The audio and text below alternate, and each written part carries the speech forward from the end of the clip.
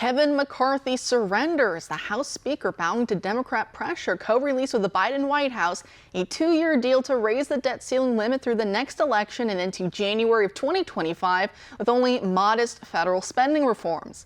How modest, you might ask? Well, if you ask Texas Congressman Chip Roy, he'll tell you that this uncapped debt ceiling is worth approximately $4 trillion and that there will be a freeze at 2023's bloated spending level, meaning that non-military discretionary spending will remain at post-COVID levels. Congressman Roy also points out that it claws back exactly zero of the $1.2 trillion Inflation Reduction Act's crony giveaways to elite leftists for grid-destroying, unreliable energy, and that 98% of the IRS expansion will be left fully in place. Senator Rand Paul of Kentucky says conservatives have been sold out once again. And Utah Senator Mike Lee quipped, "With Republicans like these, who needs Democrats?"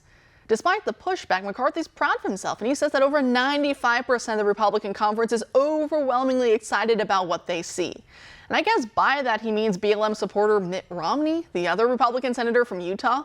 Romney hopes that the House and Senate will pass this deal in the coming days. And indeed, the whips from both parties are out there whipping votes as we speak, as a potential vote could come as soon as this Wednesday, seeing as June 5th is said to be the deadline of the nation's borrowing limit. Though I think that that's more fear-mongering from the Treasury Department than anything. Joining us now to discuss all this and more is independent journalist Jordan Schachtel. Jordan, thanks for being here tonight. Hey, thanks as always, Kara. Great. So do you agree with the Chip Roy, Rand Paul, Mike Lee consensus on this that conservatives got sold out?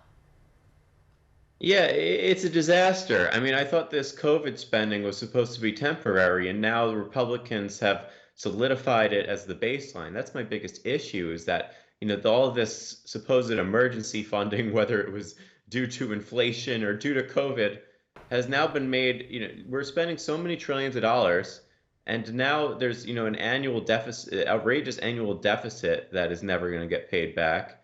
And now the Republican Party has basically embraced this movement of the goalpost to this very narrow window, and they're happy to operate within the confines of it. And I think in addition to that, the idea that we need to spend more on the Pentagon also is, I think, misguided. That was the one thing that historically Republicans have always supported national defense, which I totally agree with.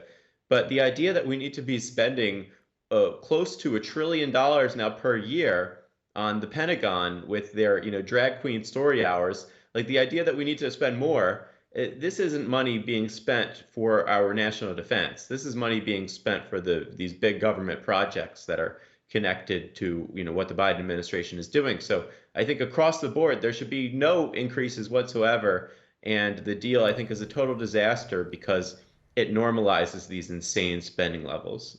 That it does. And also, as you talked about with COVID, Daniel Horowitz from The Blaze, he flags this as well on Twitter from the deal that came out. He says, so the only real savings in the bill are from unspent COVID funding. But even that, he says, is kept for the worst elements of the biomedical security state. These three provisions would save money for the vaccines testing and mitigation and the genomic sequencing and surveillance. So all the worst parts, funding, everything still is in place. The one thing with Republicans is when election season comes around, what did they say? Lower taxes, less government spending. But whenever they're in charge, they spend just like Democrats do.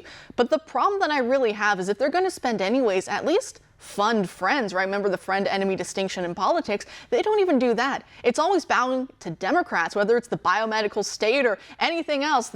Remember with House Speaker, at the time, House Speaker Nancy Pelosi wanting $25 million snuck into COVID funding for the Kennedy Arts Theater. And that's, of course, a lot of that money gets funneled back into other Democrat causes and campaigns. But Republicans, we only seem to help Democrats when we do splurge. It's not like we're spending money to help ourselves. We're funding the worst parts of the biomedical security state, the IRS, and everything else. Do you think that's one of these major issues as well, that if we're spending all this money, we're not even getting anything good out of it anyway?